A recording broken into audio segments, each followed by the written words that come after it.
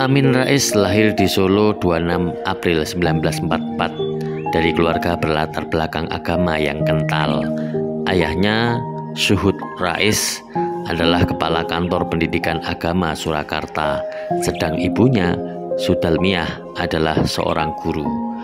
Orang tuanya berharap setelah lulus dari SMA, Amin Rais bisa melanjutkan ke Akademi Tabligh Muhammadiyah di Yogyakarta, kemudian meneruskan ke Mesir. Ternyata Amin kuliah di jurusan Hubungan Internasional Visipol UGM. Sejak SD sampai SMA ia belajar di sekolah Muhammadiyah. Di luar itu ia juga belajar di madrasah, pertama di Mambaul Ulum, lalu di Al-Islam, keduanya di Solo. Menonjol dalam studinya di UGM, Amin Rais pun diterima sebagai dosen pada alma maternya. Amin Rais bisa mengenyam pendidikan di Mesir dengan menjadi mahasiswa luar biasa di Universitas Al-Azhar, Kairo dalam rangka riset untuk meraih gelar doktor ilmu politik dari Universitas Chicago, Amerika Serikat. Setahun di Mesir, penelitiannya menghasilkan disertasi yang memberikannya gelar doktor pada tahun 1981. Semula Amin Rais dikenal sebagai seorang intelektual, ahli politik Timur Tengah. Ketika ia berkecimpung dalam politik praktis, dukungannya yang paling kuat pun muncul dari kalangan intelektual, khususnya cendekiawan Muslim. Pada awal dekade tahun 90-an, Amin menampakkan diri sebagai akademisi yang vokal dengan menggulirkan wacana suksesi dalam Tanwir ke-73 Muhammadiyah di Surabaya tahun 1993. Saat itu, isu suksesi masih dianggap tabu diperbincangkan.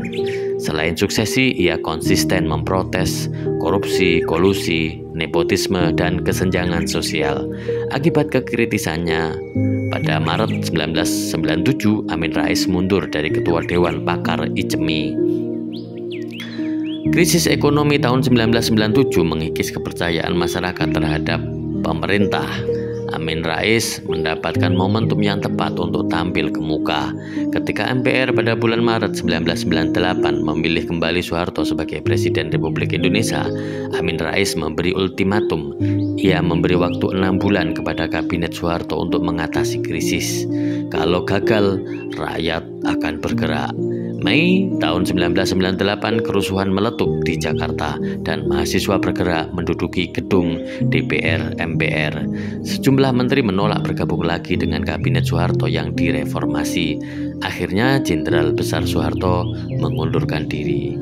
Tahun 1999 kebebasan berpolitik kembali hadir. Amin Rais mendirikan partai terbuka yang bernama Partai Amanat Nasional. Dalam pemilu tahun 1999 hanya memperoleh suara 7%. Hasil ini kurang memadai untuk menopang Amin Rais maju sebagai kandidat presiden. Amin memilih peran lain. Ia mendukung Gus Dur. Dalam voting, Gus Dur mengalahkan Megawati dan terpilih sebagai Presiden Republik Indonesia. Amin Rais berada dalam pusaran dinamika hubungan yang rumit antara NU dan Muhammadiyah, dua ormas Islam terbesar di negeri ini.